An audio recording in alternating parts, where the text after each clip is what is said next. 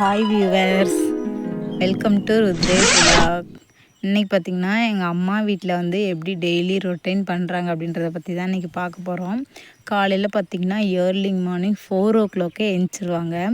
எழுந்திரிச்சிட்டு பார்த்திங்கன்னா பால் கறக்கிற வேலை இதெல்லாம் செஞ்சிட்ருப்பாங்க. 4 மணிக்கு எழுந்திரிச்சி அப்பா பார்த்திங்கன்னா பால்லாம் கறந்துட்டாங்க. இப்போ மணி வந்து 6ங்க. பால்லாம் கறந்து வச்சுட்டாங்க. என் தம்பி பார்த்திங்கன்னா பால் எடுத்துகிட்டு போயிட்டு, நாங்கள் பால் சென்டர் நாங்கள் தான் இன்சார்ஜு, அதனால் பால் எல்லாத்தையும் நாங்கள் தான் கலெக்ட் பண்ணுவோம். அதனால் தம்பி வந்து அந்த வேலையை பார்த்துப்பாங்க. அதனால் எடுத்துகிட்டு போகிறதுக்காக வெயிட் பண்ணிகிட்ருக்கான். காலையில் நான் எழுந்திரிக்க முன்னாடி பார்த்திங்கன்னா வாசலுக்கெலாம் சாணி தெளிச்சிட்டாங்க. தெளிச்சிட்டு இனிமேட்டுக்கு தான் வந்து க்ளீன் பண்ணணும் அப்படின்னு சொல்லிக்கிட்டு இருந்தாங்க. சமையல் கூட செஞ்சாச்சு.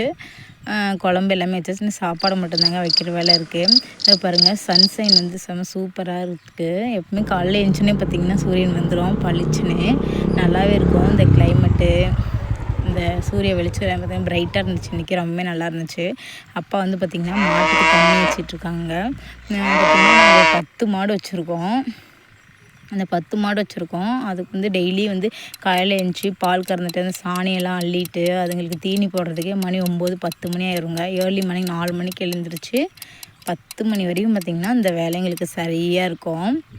இப்போ பார்த்திங்கன்னா ஒரு 2 மாடு முடிஞ்சிச்சு. இப்போ அடுத்த மாட்டுக்கு வந்து தொட்டி போட்டிருக்காங்க அப்பா. எப்போவுமே அப்பா பார்த்திங்கன்னா தீவனம் 2 கிலோ போடுவாங்க. அப்புறம் உளுத்தம்பட்டுன்னு விற்குது இல்லைங்களா, அது வாங்கிட்டு வந்து 2 கிலோ போடுவாங்க. அப்புறம் கடலை புண்ணாக்கு 2 கிலோ இந்த மாதிரி போடுவாங்க. ஒவ்வொரு மாட்டுக்கும் பார்த்திங்கன்னா ஒரு 5 கிலோலேருந்து 6 கிலோ வரைக்கும் ஒரு நேரத்துக்கு போடுவாங்க. போட்டு எல்லாத்துக்கும் தண்ணி காமிச்சு கட்டிடுவாங்க. பார்த்திங்கன்னா வாசல்லாம் கூட்டிகிட்ருக்காங்க க்ளீனாக. அங்கே போனால் அவ்வளோவா எனக்கு வேலையே இருக்காதுங்க. எல்லா வேலையும் அவங்களே பார்த்துப்பாங்க. பாருங்க, என் தம்பி பால் சென்டர் போயிட்டு யாரும் வரல, சரி வீட்டுக்கு போகலான்னு சொல்லிட்டு வந்துட்டான். ஒரு பக்கமாக இருந்து கூட்டிக்கிட்டு இருந்தாங்க.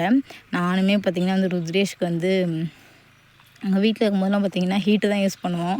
சரி இங்கே விறகு தானே இருக்குது, அப்புறம் என்ன பிரச்சனை, நம்ம கிராமத்தில் இருக்குன்னு சொல்லிட்டு நான் வந்து விறகுலாம் எடுத்துகிட்டு வந்து வச்சுட்டு தண்ணி காய வைக்கலாம் அப்படின்னு சொல்லிட்டு ப்ரிப்பேர் பண்ணிகிட்டு இருந்தேன். இப்போ பாருங்கள், மாடு தொட்டி குடிச்சிக்கிட்டு இருக்கு. முன்னாடிலாம் பார்த்திங்கன்னா ரவுண்ட் ஷேப்பில் இருக்க தொட்டி தாங்க வாங்கி வச்சுருந்தோம். அது போக போக பார்த்திங்கன்னா என்ன ஆயிடுதுன்னா அடியிலேருந்து ஓட்டையாகிடுது. அதனால் நாங்கள் சிமெண்ட்டில் நாங்களே வந்து தொட்டி கட்டிட்டோம். தொட்டி கட்டினா அதுலேயே ஒவ்வொரு மாட்டுக்கு சொல்லி இப்படி போட்டுருவோம். பாருங்கள், அடுப்பு பற்ற வைக்கலான்னு சொல்லிட்டு வந்துட்டேன். அடுப்பு பற்ற வச்சு வேறு ரொம்ப நாள் ஆகிடுச்சிங்க. அதனால் விறகுலாம் எடுத்துகிட்டு வந்து வச்சுட்டு தீப்பெட்டி எல்லாமே பக்கத்தில் எடுத்துகிட்டு வந்து வச்சுட்டேன். இப்போ பார்த்திங்கன்னா நம்ம அடுப்பு பற்ற வைக்க போகிறோம். அடுப்பு பற்றி சின்ன சின்ன குச்சியெல்லாம் தானே வந்து வச்சு பற்ற வைப்பாங்க. சரி நமக்கு தெரிஞ்ச மாதிரி நம்ம பற்ற வைக்கலாமேன்னு சொல்லிட்டு நான் வந்து ஆரம்பிச்சிட்டேன். பார்த்திங்கன்னா அந்த தென்னை மட்டை அந்த தென்னை மட்டை இருக்கும் இல்லைங்களா, அது காஞ்சி போனது இருக்கும். அது வீட்டு பக்கத்தில் இருந்துச்சு, அதை எடுத்துகிட்டு வந்துட்டேன். எடுத்துகிட்டு வந்து வச்சுட்டேன். அப்புறம் விறகெல்லாம் குட்டி குட்டி விறகா அதிலேயே வச்சுட்டேன். வச்சுட்டு பார்த்திங்கன்னா ஃபைனலாக அடுப்பு பற்ற வைக்கலான்னு சொல்லிட்டு பற்ற வச்சேங்க. ஒரு தீப்பெட்டியே முடிஞ்சிச்சுன்னா பார்த்துக்கோங்க, பற்றவே இல்லை. ரொம்ப நேரமாக ட்ரை பண்ணிகிட்டே இருந்தேன். நம்ம எப்படியாவது நீங்கள் பற்ற வைக்காமல் விடக்கூடாதுன்னு சொல்லிட்டு, ஏன்னா சுடு தண்ணி அடுப்பில் வச்சு ஊற்றினா குழந்தைங்களுக்கு உடம்புலாம் வலிக்காதுன்னு சொன்னாங்க. அதனால் நான் வந்து பார்த்திங்கன்னா அடுப்பில் வைக்கலான்னு சொல்லிட்டு ரெடி பண்ணிக்கிட்டு இருக்கேன். சரி ஓகேன்னு சொல்லிட்டு ஃபைனலாக வந்து பற்ற வைக்க போகிறோம். வாங்க, நீங்களும் இந்த மாதிரி அடுப்பில் வந்து யூஸ் பண்ணியிருக்கீங்களா, இல்லை சமைச்சிருக்கீங்களா, இந்த மாதிரி பார்த்துருக்கீங்களான்னு சொல்லி எனக்கு மறக்காமல் கமெண்ட்டில் சொல்லுங்கள். இந்த வீடியோவில் வந்து ஏதாவது நீங்கள் இந்த மாதிரி பண்ணுங்கள் அப்படின்னு சொல்லி மோட்டிவேட் பண்ணுற மாதிரி உங்களுக்கு ஏதாவது தாட் இருந்துச்சுனாலே எனக்கு கமெண்ட் பண்ணி விடுங்க. நான் நெக்ஸ்ட் வீடியோ இருந்தால் ஃபாலோ பண்ணிக்கிறேன். ஃபைனலாக பார்த்திங்கன்னா ஒரு வழியாக அடுப்பு பற்ற வச்சாச்சு. பற்ற வச்சதுக்கப்புறம் பார்த்திங்கன்னா தண்ணி தூக்கி வச்சாச்சு. சரி, அது பாட்டில் காஞ்சிக்கிட்டு இருக்கட்டும், நம்ம வேறு வேலை பார்க்கலான்னு சொல்லிட்டு கிளம்பி வந்தாச்சு. இங்கே பாருங்கள், அப்படியே புகையாக தான் வந்துட்டுருக்கு. நார்மலாக சொல்லுவாங்க தென்னை மட்டைலாம் வச்சா நிறைய புகை வரும்ன்ட்டு. பார்த்திங்கன்னா உண்மையாகவே புகை தான் வந்துட்டு இருந்துச்சு. என் சித்தி பார்த்திங்கன்னா தண்ணி அதெல்லாம் அளந்து ஊற்றிட்டுருக்காங்க சமைக்கிறதுக்காக. நாங்கள் வந்து 3 பேர் தானே இருக்கோம். எங்கள் 2 பேருக்குமே கம்மியாக சாப்பாடு வைப்பாங்க. சின்ன குக்கரை எங்களுக்கு போகணுன்னு சொல்லிட்டு அரிசி காலையிலே ஊற வச்சுட்டாங்க. இங்கே சாம்பார் குழம்பு எல்லாமே இருக்குது. அதனால் சாப்பாடு மட்டும் வச்சுக்கலாம் அப்படின்னு சொல்லிட்டு நாங்கள் பார்த்திங்கன்னா இப்போ சாப்பாடு வைக்கிறோம். சாப்பாடு இது மாதிரி பாருங்கள் எவ்வளோ அழகாக நமக்கு சன்சைன் தெரியுதுன்னு நீங்களே பாருங்கள். இப்போ தான் கொஞ்சம் கொஞ்சமாக சூரியன் மேலே வந்துக்கிட்டு இருக்குது. அவ்வளோ அழகாக இருக்குதுன்னு பாருங்கள். ரொம்பவுமே நல்லா இருந்துச்சு. காலையில் அந்த வெயிலில் போய்னா விட்டமின் டி கிடைக்கும்னு சொல்லுவாங்க.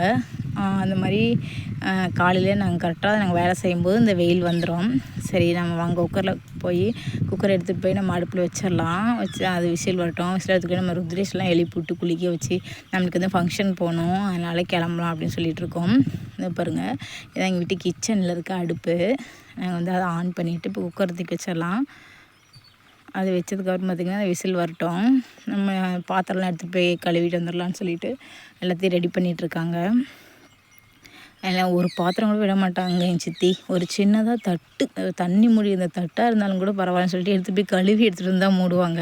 வீடை சுற்றி நல்லா க்ளீனாக வச்சுப்பாங்க. நாங்கள் போனோம்னா அந்த கூட்டுற வெள்ளம் எங்களுக்கு இருக்கவே இருக்காது. ஏன்னா நம்ம கூட்டினாலும் திரும்ப அவங்க க்ளீனாக கூட்டுவாங்க. அதனால் நாங்கள் கூட்டவே மாட்டோம், அவங்களே கூட்டிப்பாங்க. ருத்ரேஷ் பார்த்திங்கன்னா தூங்கிட்டு இருக்கான். அப்பாவுக்குமே வந்து இன்னும் கொஞ்சம் நேரம் இருக்குது மாடெலாம் தொட்டி குடித்து முடிக்கிறதுக்கு. தொட்டி குடித்து முடிச்சதுக்கப்புறம் தான் அப்பாவுக்கு அப்பாடா அப்படின்னு சொல்லி ஒரு ரெஸ்ட்டே கிடைக்குங்க. ரெஸ்ட்டே இருக்காது. முன்னாடிலாம் பார்த்திங்கன்னா கொஞ்சம் நிறையா மழை பெய்யும், அதனால் மாட்டுக்கு தீவனத்தட்டெலாம் நாங்கள் வந்து வச்சுருந்தோம். இப்போலாம் பார்த்திங்கன்னா மழையே பெய்யறதில்ல எங்கள் ஊரில். அதனால் தீவனத்தட்டெலாம் பார்த்திங்கன்னா காஞ்சிருச்சு. இப்போ தான் கொஞ்ச நாளாக ஒரு 2-3 டைம் மழை வந்ததுனால ஓரளவுக்கு பரவாயில்ல அந்த மாதிரி இருக்குது. நாங்கள் வந்து தீவனத்தட்டை பார்த்திங்கன்னா சூப்பர் நாப்பியர் தான் வந்து வயலில் நட்டிருப்போம். அதுவே ஓரளவுக்கு நல்லா ஹைட்டாக வந்துடும், கொஞ்சம் இருந்தாலே போதும். ஆனால் தண்ணி பார்த்திங்கன்னா பற்றவே இல்லை எங்கள் ஊரில். அதனால் நாங்கள் தனியாகவே பார்த்திங்கன்னா ஒரு போர் போட்டுட்டோம். போர் போட்டதுக்கப்புறம் கூட பார்த்திங்கன்னா போர்லேருந்து ரொம்ப உப்பு தண்ணி வரா மாதிரியே இருக்குங்க. நம்ம தண்ணி பிடிச்சி வைக்கிற பாத்திரம்லாம் பார்த்திங்கன்னா அடியில் ஒரே உப்பாக அப்படியே தேங்கி நின்றோம். அது மட்டும் இல்லாமல் அது தண்ணி தாகமே அடங்காது. கிணத்து தண்ணி மாதிரி வந்து போர் தண்ணி வந்து வரமாட்டேங்குதுங்க. இப்போ பார்த்திங்கன்னா ஒரு 7 அந்த மாதிரி ஆகிடுச்சு. இன்னுமே பார்த்திங்கன்னா சூரியன் மேலே வரவே இல்லை. அது நல்லா இருக்குது, சூப்பராக இருக்குது.